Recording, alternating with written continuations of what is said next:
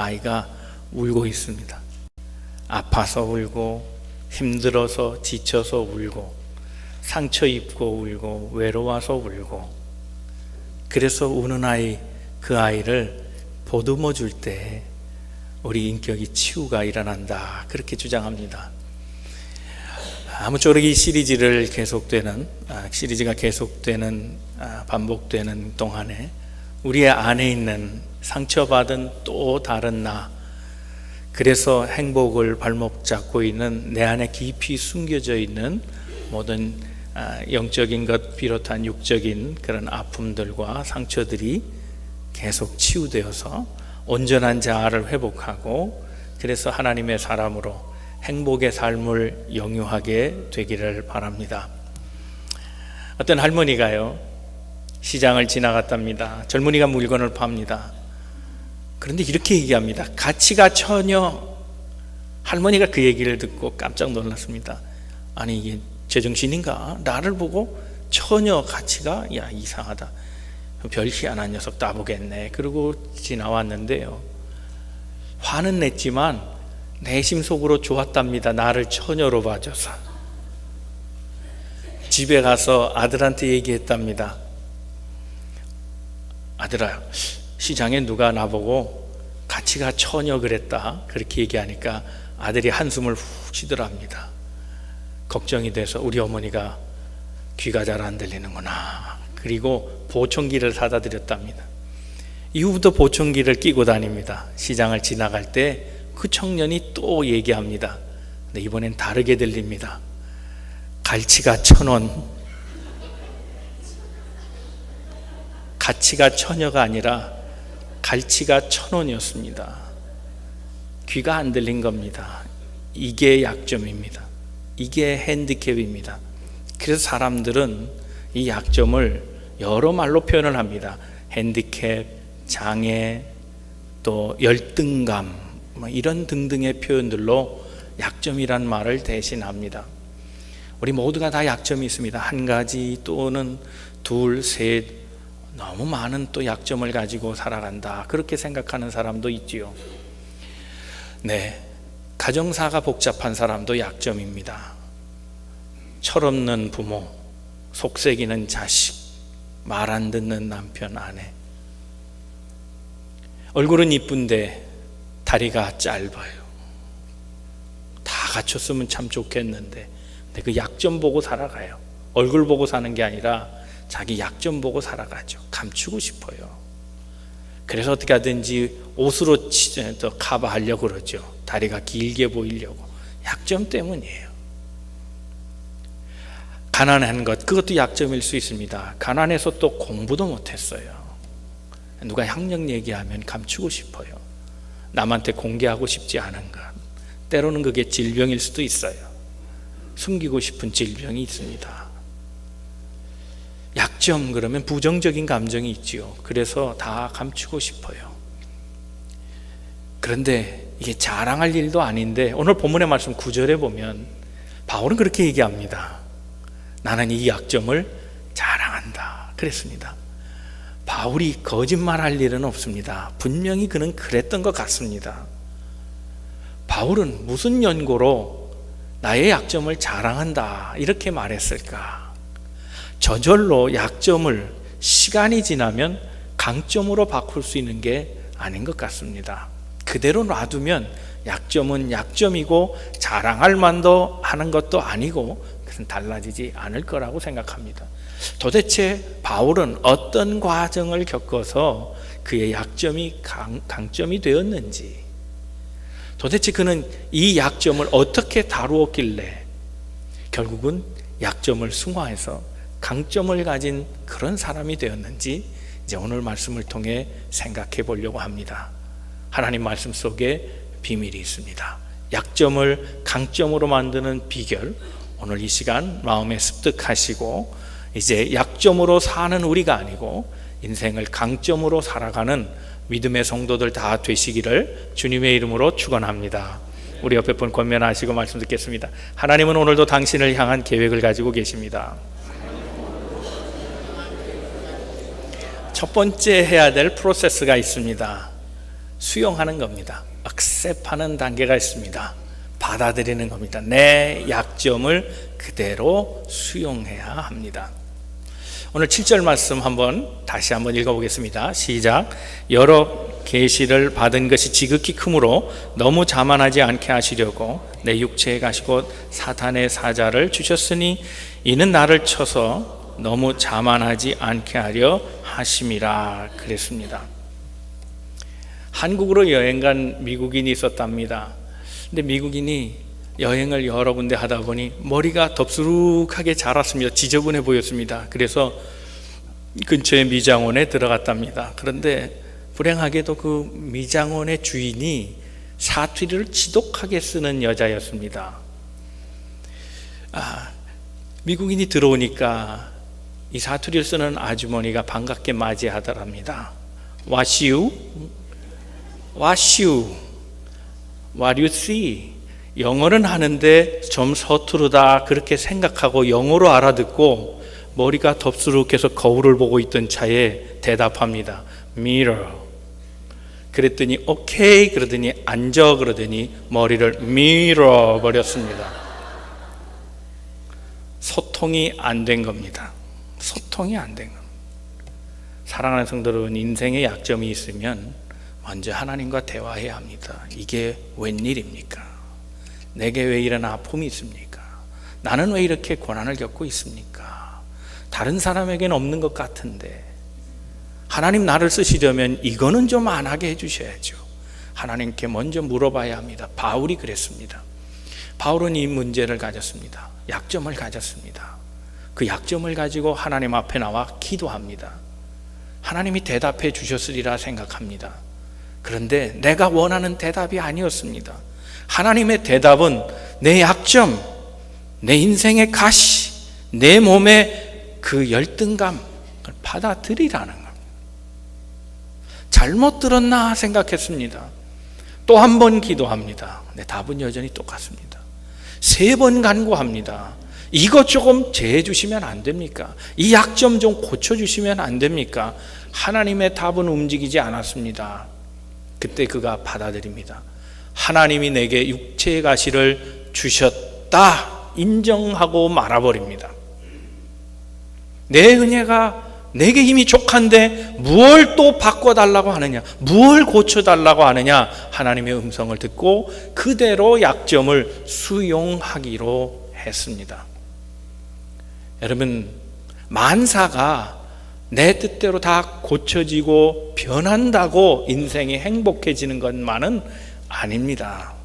때로는 내 뜻이 아니어도 그 문제를 수용하고 끌어안고 살더라도 인생은 그 이전과 다르게 살아갈 수 있습니다. 문제는 내가 어떤 약점을 가지고 있느냐에 대한 이해가 아니라 그 약점을 어떻게 가지고 살아갈 것인가에 대한 고민입니다. 바뀌어질 것이 있고 바뀌어지지 않을 것이 분명히 있습니다. 여러분, 위대한 사회의 리더들, 우리가 잘 아는 리더들은 다 강점으로만 일한 사람들이 아닙니다. 링컨이 그렇습니다. 아브라함 링컨은 어릴 때 너무 가난했습니다. 이것이 약점이었습니다. 그의 집에는 읽을 만한 책도 없었습니다. 그래서 그는 성경을 독파하고 독파했습니다. 계속 성경만 읽었습니다. 그는 성경으로 인물이 된 사람입니다. 약점을 수용하고 그대로 받아들였지만 그 약점을 통해 인생을 다르게 살았던 사람이 에브라함 링컨입니다. 우리 잘 아는 베토벤, 그 베토벤은 말년에 귀가 들리지 않았습니다. 젊은 나이였지만 귀가 들리지 않았으나 음악가로서의 사형 선고, 그것을 받아들이며 도리어 또 다른 감성으로 음악가 활동을 합니다. 작곡도 했고 지휘도 했습니다. 약점을 받아들이고 또 다른 삶으로 인도받았던 사람이 그 사람입니다. 루즈벨트가 그렇습니다. 그는 소아마비였습니다. 그는 이 소아마비라는 육체적 장애 때문에 많은 정적을 만납니다. 다른 정치가들이 그의 약점, 신체적 약점을 비틀어서 그걸 가지고 지도자가 될 수 없다고 공격해 왔지만 그는 그렇지 않았습니다. 그 약점을 그대로 받아들이고 대통령직을 잘 수행했던 사람입니다. 성서에도 그런 인물이 있습니다. 삭개오가 그렇습니다. 삭개오는 약점이 많은 인물입니다. 직업이 그랬습니다. 죄인들이라 하는 직업입니다. 세리라고 하는 직업. 거기다가 그는 키가 작았습니다. 열등감 속에 살았습니다. 그러나 그 이유 때문에, 그의 약점 때문에 도리어 예수님을 만나는 은총을 잊게 됩니다. 무엇을 고쳐야 하고 무엇을 받아들여야 하는가, 우린 잘 알지 못합니다. 그러나 분명한 것은 고칠 것은 고쳐야 하고 받아들여야 될 것은 받아들여야 한다는 사실입니다. 라인홀드 니버라고 하는 신학자가 있습니다. 변증신학의 대가입니다. 그가 세레니티라고 하는 기도를 만들어서 우리 후배의 믿음의 사람들에게 교훈을 준 그런 시가 있습니다. 세레니티. 한번 읽어볼까요? 다 같이 한글말로 읽어보겠습니다. 시작. 하나님, 바꿀 수 없는 것을 받아들이는 평온과 바꿀 수 있는 것을 바꾸는 용기를, 그리고 그 차이를 분별하는 지혜를 주옵소서. 한 번에 하루를 살게 하시고 한 번에 한순간을 누리게 하시며 어려운 일들을 평화에 이르는 좁은 길로 받아들이며 죄로 가득한 세상을 내가 갖고 싶은 대로가 아니라 그분께서 그러하셨듯 있는 그대로 받아들이게 하시고, 제가 그분의 뜻 아래 무릎 꿇을 때 그분께서 바로 잡으실 것을 믿게 하셔서 이 생에서는 사리에 맞는 행복을, 내 생에서는 영원토록 그분과 함께 다함이 없는 행복을 누리게 하옵소서. 여러분, 장애라고 말하는 것, 핸디캡이라고 말하는 것은 고칠 수 없는 것을 말합니다. 고칠 수 없는 것, 그것은 받아들여야 합니다. 열등감, 그것은 어느 정도 고칠 수 있습니다. 고쳐야 할 것은 고쳐야 합니다. 무엇을 고쳐야 하고 무엇을 받아들여야 되는가 잘 알지 못할 때에는 그 차이를 알게 하시고 그 차이를 받아들일 수 있는 지혜를 하나님 앞에 구해야 합니다. 그래서 고칠 수 있는 것은 고쳐서 이 생에서는 합당한 사리에 맞는 행복을 구하고, 고칠 수 없는 것은 받아들이되 그 고통, 그 아픔은 하늘나라 가서 보상받을 수 있다는 생각을 가지고 견디고 새 삶을 살아야 한다는 겁니다. 등에 꼽추인 아이가 있습니다. 이 아이는 이것 때문에 놀림을 받습니다. 꼽추라는 이유 때문에 친구들로부터 시달림 당하고 따돌림 당하고 때로는 돌에 맞습니다. 이 아이만 고통스러운 게 아닙니다. 가족이 다 고통스러웠습니다. 꼽추 아이를 둔 부모도 형제들도 다 어려웠습니다. 그런데 어느 날입니다. 이 꼽추 등이 반으로 갈라지면서 그 안에서 날개가 나왔답니다. 날개. 이 날개는 보상의 시간입니다. 고칠 수 없는 그 장애를 가지고 견디고 참아내고, 그래서 그 장애를 숙명처럼 받아들이며 살아가는 인생은 하늘나라에서 하나님이 보상해 주실 날이 온다는 겁니다. 하나님은 인생이 맞은 만큼 갚아주십니다. 당한 만큼 보상해 주십니다. 수고한 만큼 하나님이 은혜를 더해 주십니다. 주께서도 우리에게 말씀하십니다. 수고하고 무거운 짐진 자들아 다 내게로 오라. 왜요? 그들의 수고를 기억해 주시고 보상해 주신다는 의미입니다. 하늘나라 잔치에는 초대받은 자들은 오지 않습니다. 건강한 자들, 부유한 자들, 강점만 있는 사람은 불렀으나 오지 않았습니다. 그러나 주인은 말합니다. 이 잔치를 어떻게 하든지 채워라. 기레가 누구를 데려오는데 절름발이도 데려와라. 소경도 데려와라. 버림받은 자들, 가난한 자들, 억울한 자들 다 데려와서 내 집에 가득 채워라 말씀하십니다. 하나님께서 보상해 줄 날이 온다는 사실입니다. 고쳐야 할 것이 있다면 고쳐야겠지요. 그러나 고칠 수 없는 거라면 받아들이며 하나님 내게 주신 하나님의 이 사랑의 가시를 받아들이고 살겠사오니 견딜 수 있는 힘을 주시고 은혜를 주십시오.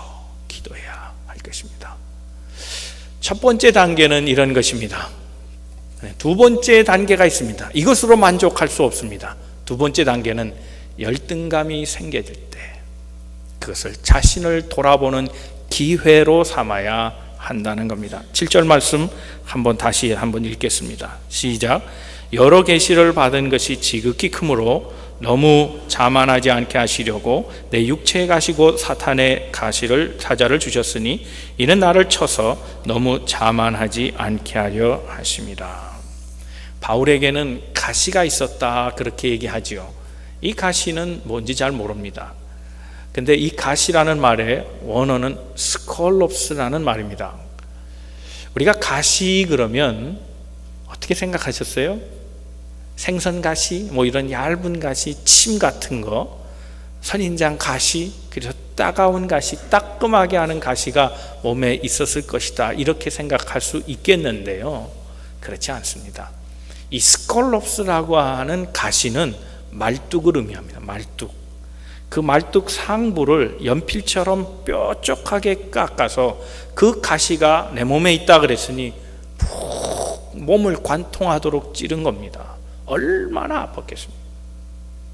작은 가시가 아닙니다. 이 가시를 몸에 지녔습니다. 그런데 이 가시를 몸에 지닌 자신을 하나님의 은혜 안에서 조명해 보니까 하나님의 사랑의 뜻이었다는 겁니다. 그는 여러 계시를 받았다 그랬습니다. 이적과 기사를 행했고 황홀경에 올라갈 만큼 영계에 능한 사람입니다. 많은 간증이 있었습니다. 그에게는 대적자들이 있었습니다. 하나님의 일을 했지만 하나님의 일을 방해하는 자들이 있었습니다. 어떻게 하든지 바울을 끌어내리려고 했고 바울의 흠을 잡으려고 했고 바울을 무시하려고 공격해왔던 사람들이 주변에 너무나 많이 있었습니다. 이들을 일침에 넘어뜨릴 수 있는 좋은 방법이 있습니다. 나의 황홀한 경험들, 수많은 계시적 사건들, 나를 통해 일어난 엄청난 기사와 이적의 사건들, 그것 한 방이면 그들 대적자들은 다 물러갈 겁니다. 그런데 행여라도 그것을 자랑하는 순간 교만이 나도 모르게 차고 올라갈까봐, 내가 자만할까봐 하나님 내 몸에 그것을 못하도록 가시를 숨겨두셨다는 겁니다. 자기를 살피면서 그것을 보았습니다. 그 약점을 바라보며 하나님의 은혜를 깨닫게 됐습니다. 사무엘하 11장에 보면 의인이라 불렸던 다윗도 약점이 있었음을 알게 됩니다. 그는 메시아의 표상입니다. 거룩한 자고 완전한 자처럼 보였습니다. 그런데 그에겐 치명적인 약점, 들춰내고 싶지 않은 약점이 있습니다. 밧세바 사건입니다. 하루는 왕궁에서 대낮에 목욕하는 여인을 봅니다. 그 모습에 끌립니다. 차지하고 싶었습니다. 그는 유부녀였습니다. 왕의 권리를 이용해서 부하에게 명령합니다. 그의 남편을 최전방으로 몰아넣어서 싸우게 하라. 그의 남편은 군인이었습니다. 우리아라고 하는 충성스러운 군인이었습니다. 단지 욕망에 눈이 어두워 충성스러운 군인을 그렇게 죽게 만듭니다. 그리고 합법의 방법으로 밧세바를 차지하고 맙니다. 그냥 넘어가는 듯 했습니다. 그런데 사무엘하 12장에 보면 하나님이 참지 못하시고 나단 선지를 보내사 그를 꾸짖습니다. 나단 선지는 다짜고짜 그를 만나서 이런 얘기를 합니다. 왕이시여, 어떤 한 부자가 있었는데 그는 양도 많았고 수많은 가축이 있는 부유한 사람인데 누가 놀러와서 밥을 달라 하니 제 양을 잡지 않고 가난한 이웃의 것 딱 한 마리 있는 새끼 양 그것을 빼서 그 친구를 대접하더이다. 다윗이 이 말을 듣고 화가 났습니다. 도대체 그런 자가 누구냐? 그는 마땅히 죽어야 할 자니라. 그렇게 얘기할 때 나단이 얘기합니다. 당신이 바로 그 사람이요, 수많은 것을 가지고도 적은 자의 것을 빼앗은 그 죽어야 될 사람이 바로 당신이요 라고 말했습니다. 그런데 이 말에 다윗이 노하지 않았습니다. 그의 신분, 왕이라고 하는 권세를 이용해서 감히 나한테 그런 발언을 해 나단을 죽이지 않았습니다. 무릎을 꿇며 사죄합니다. 그렇습니다. 내가 하나님 앞에 죄를 지었습니다. 감추고 싶었던 약점인데 그것을 밝히 드러내니 그는 자신의 모습을 보면 추한 자신의 모습, 욕망에 눈이 어두워서 범죄했던 자신을 살펴보았던 겁니다. 덮어놓는다고 해결이 되는 게 아닙니다. 꽁꽁 가려놓고 숨겨놓는다고 되는 게 아닙니다. 오히려 덮어놓고 감추어 놓은 것은 내 행복의 장애물이고 섬김의 지름길이 아니라 막힌 길이고 성공의 방해물이 될 뿐입니다. 다윗은 이 문제를 해결했기 때문에 선왕으로서의 역사를 이루어갈 수 있었습니다. 더 나아가서 이 약점을 발견하는 것은 자기를 인식하는 것을 넘어서서 사명임을 알게 됩니다. 여러분, 우리가 잘 아는 스토우 여사, 엉클 톰스 케빈이라고 하는, 우리 어렸을 때 읽었던 그 책의 저자 스토우라고 하는 이 여사, 여러분 잘 알 겁니다. 이가 쓴 책 엉클 톰스 케빈, 그것은 1851년부터 52년까지 흑인의 노예 해방을 위한 기관지였던 내셔널 에러라고 하는 그 잡지에 매일매일 연재되었던 것을 한데 묶어서 1852년에 단행본으로 만든 책입니다. 이 책은 당시에 나오자마자 1년 안에 30만 부라는 놀라운 판매 부수를 자랑하는 기록적인 수화를 만들어냅니다. 이 이야기 속에는 지성인을 깨우는 글이 있습니다. 흑인들의 삶을, 얼마나 고통스러운 삶을 살아가느냐, 그들을 사람으로 대접하지 아니하고 동물처럼 취급하며 잔혹하게 다루었던 백인들의 그 흉악한 모습을 이 소설에 담아놓고 지성인들을 울렸습니다. 이 책은 궁극적으로 노예 해방에 또 1층 더 가해지는 그런 불을 만들었고, 후에는 에브라함 링컨에게까지 영향을 준 그런 소설이 되었습니다. 이 스토우가 이 엉클 톰슨 케빈의 저작을 시작하게 된 동기가 있습니다. 그의 사랑하는 딸 때문입니다. 너무나 이쁜 딸입니다. 눈에 넣어도 아프지 않는 딸. 이 딸이 어느 날 갑자기 병에 걸려 하루아침에 죽고 맙니다. 극심한 상심감을 느꼈습니다. 딸을 잃고 좌절했습니다. 죽고 싶은 마음까지 생겼습니다. 왜 내 딸을 하나님이 데려가셨는가? 그는 기독교인으로서 질문하지 않을 수 없었습니다. 그러다가 그는 어느 날 흑인들을 바라봤습니다. 흑인들이 경매시장에서 한 가족이 생이별하는 장면을 보았습니다. 아버지는 어느 모르는 먼 곳에 팔려가고 아들, 딸은 또 이웃으로 이곳저곳으로 다 팔려갑니다. 그 생이별의 현장, 그 현장을 보면서 스토우는 이렇게 생각합니다. 나는 내 딸을 죽어서 이별했는데, 어쩔 수 없는 이별을 했는데 저들은 살아서 생이별을 하고 있구나. 찢어지는 아픔으로 저들은 고통하며 살아가고 있구나. 내 아픔을 보면서 저들의 아픔이 더 큰 것을 발견하고 그는 이 책을 쓰기로 작정했다는 겁니다. 내가 아프지 않을 때는 몰랐습니다. 남이 그렇게 아파하는지 몰랐습니다. 내가 고통을 겪지 않을 때는 몰랐습니다. 누군가가 나보다 더 고생하고 있다는 사실을 몰랐습니다. 그런데 내가 아파보니 압니다. 누군가의 아픔이 얼마나 고생스럽고 힘들까. 내 아픔이 그래서 사명이 되는 겁니다. 이제는 나와 같은 아픔에 있는 사람, 그런 사람들을 위로하고 찾아주고 격려하고 그들을 위해 삶을 살기로 다짐하는 그런 사명자가 되는 겁니다. 헨리 나우에는 그래서 이런 말을 합니다. 우리는 모두가 다 상처받은 사람이다. wounded person이라는 것. 그러나 우리는 그 상처로 끝나지 않는다. 그 상처가 경험이 돼서 또 다른 아픈 자를 찾아가는 사람들이다. 그래서 우리는 운디드 힐러라 그랬습니다. 나를 살펴볼 때에 남이 보이는 겁니다. 나를 알게 될 때 남을 이해하게 되는 겁니다. 진정으로 내 아픔은 버려져서 온 것이 아니라 쓰임받기 위해 주신 하나님의 사랑의 사인인 것을 기억하기를 바랍니다.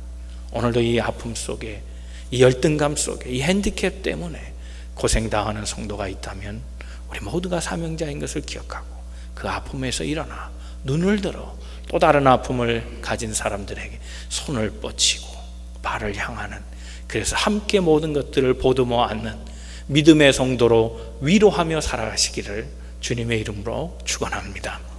세 번째 생각할 것은 또 다른 레벨의 삶입니다. 한 스텝 더 나아갑니다. 하나님은 약한 자를 쓰신다고 하는 사실을 기억해야 합니다. 9절 말씀입니다. 9절 말씀 다 함께 읽겠습니다. 시작. 나에게 이르시기를 내 은혜가 내게 족하도다. 이는 내 능력이 약한 데서 온전하여 짐이라 하신지라. 그러므로 도리어 크게 기뻐함으로 나의 여러 약한 것들에 대하여 자랑하리니 이는 그리스도의 능력이 내게 머물게 하려 함이라 그랬습니다. 약점 속에 하나님 계십니다. 오늘 바울이 이렇게 고백합니다. 나는 약점, 내 가시를 가졌지만 바로 그 가시 속에 하나님의 능력이 함께 따라와 들어와 있다는 겁니다. 가시는 가졌지만 그 가시와 동시에 하나님의 능력도 공급받게 됐다는 겁니다. 그 가시 속에 하나님이 계셨습니다. 이걸 본 겁니다. 목회를 하다 보면 생각대로 되지 않는 일들이 있습니다. 보편율이 적용이 안 될 때가 있습니다. 사회에는 그게 통하는데 교회는 그렇지 않은 일들이 일어납니다. 약자와 강자의 문제입니다. 여러분, 사회는 다 강점으로 일합니다. 그렇지 않아요? 여러분 직장 어떻게 다니십니까? 사업은 무엇으로 하십니까? 여러분 강점으로 하는 거 아닙니까? 컴퓨터를 잘하는 사람은 컴퓨터를 잘하는 것 때문에 그 직장에 들어가는 거 아닙니까? 그림을 잘 그리는 사람, 그 그림 때문에 생업이 되는 거 아닙니까? 그렇죠. 다 저마다 다 자기의 특기를 가지고 직업을 삼고 삶을 살아갑니다. 사회는 다 강점으로 만나는 사회입니다. 그래서 약자는 틈을 얻을 수가 없습니다. 그런데 교회를 보면 그렇지 않습니다. 교회는 강자들의 곳이 아닙니다. 교회는 약점을 가진 사람도 하나님이 얼마나 많이 쓰시는지 모릅니다. 교회는 세상의 법칙과 다릅니다. 교회는 세상에서 적용하는 인과율이나 보편율이 작용하지 않습니다. 교회는 하나님의 법칙으로 움직이는데 하나님의 땅에서는 약한 자도 쓰임받게 되는 것을 봅니다. 구약 성경에 보면 사사들의 얘기를 기록한 것이 있습니다. 사사기입니다. 이 사사기에는 12명의 사사를 얘기하는데 6명 구분해서 얘기합니다. 큰 사사 6, 작은 사사 6. 그래서 12명을 얘기하는데 그 시작이 3장에 있습니다.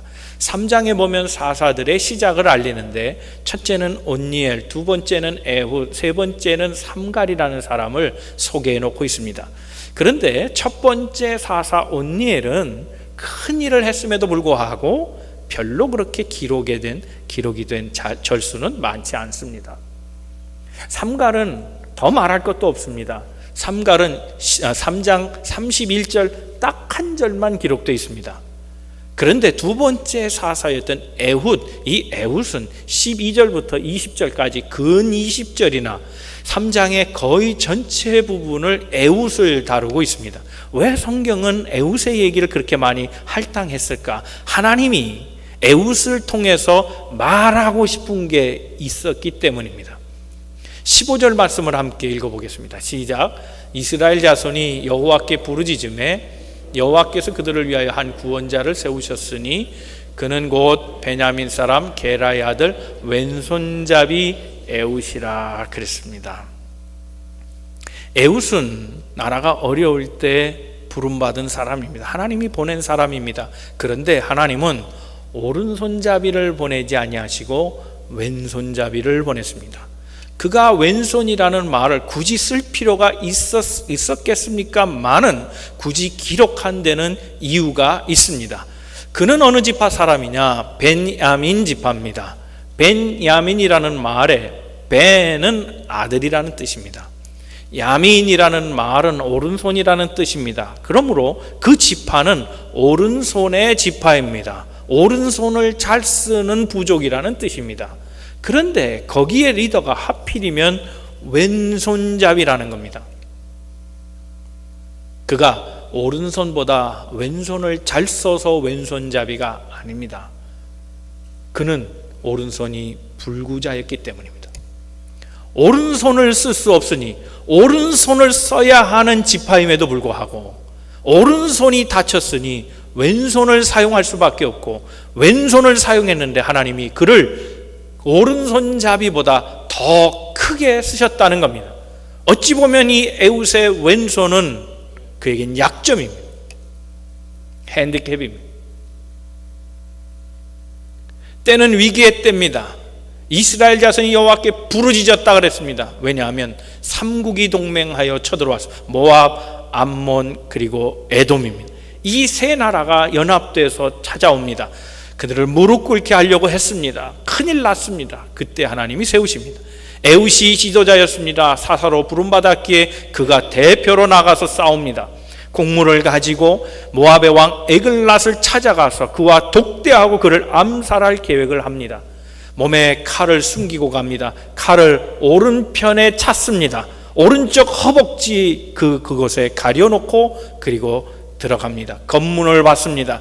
당연히 모든 전사들은 다 오른손잡이라 왼쪽을 검사합니다. 오른손잡이는 왼쪽 허벅지에 칼을 꽂기 때문에 그렇습니다. 그래서 당연히 왼쪽 허벅지만 검사하고 없으니 통과시켰습니다. 이것도 은혜입니다. 그가 만약 오른손잡이였다면 칼을 들고 가지 못했을 뿐만 아니라 간다 할지라도 적발됐을 겁니다. 즉시로 처형당할 뻔했습니다. 그는 왼손잡이였기 때문에 이런 행운을 얻은 겁니다. 에글랏을 독대하고 그를 칼을 뽑아 찌릅니다. 찔렀더니 배를 관통하고 창자가 밖으로 빠졌다 그랬습니다. 성경에 보면 우리말 성경에 조금 덜 표현됐는데 원어에 보면 창자가 그 속에 있는 창자까지 다 나왔다 이렇게 표현되어 있습니다. 하나님은 왼손을 쓰게 하셨습니다. 그 약점이 있는 자를 사용하셨다는 겁니다. 오른손잡이만 사용하는 것이 아닙니다. 하나님의 세계 가운데는 하나님이 쓰시는 자는 그 약점마저도 강점이 된다는 사실을 기억해야 할 것입니다. 사랑하는 성도 여러분, 이제 말씀을 정리합니다. 우리 안에 우는 아이가 있습니다. 약한 자가 있습니다. 감추고 싶은 약점이 우리 안에 있습니다. 그 약점 때문에 울고 있는 아이가 있습니다. 그러나 여러분, 숨기지 마십시오. 그 약점을 인정하십시오. 그리고 약점을 고쳐야 될 것인가 받아들여야 될 것인가 하나님께 지혜를 구하십시오. 고치라 하시면 힘을 써서 약점을 고치십시오. 그러나 받아들여라 하실 때 약점을 수용하십시오. 그리고 이 그 약점을 통해서 나를 살피는 기회로 삼으십시오.